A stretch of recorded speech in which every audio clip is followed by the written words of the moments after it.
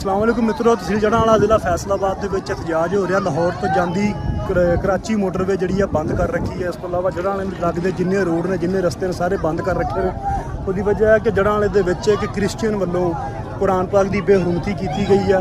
कुरान पाक को जलाया गया, तौबा नौज़ बिल्ला, तो नबी पाक की शान के गुस्ताही की गई। गंदियां लफज गंदे या गाना तुम कह लो कोई वर्कियां उपर लिखिया गई कुरान पाक के। तो जड़ांवाला पूरा बंद है, आवाम जगह जगह एहतजाज कर रही है। जड़ांवाले लगता हर रोड हर रस्ता बंद है। मोटरवे लाहौर तो जाती कराची को भी बंद करके खड़ी है आवाम।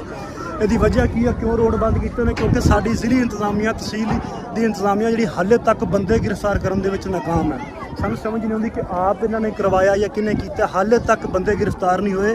साडा मुतालबा यही है कि बंदे गिरफ्तार करो जिन्हें किया और जिन्हें करवाया कौन, ये पिछे तफ्तीश करके सामने लैके आओ।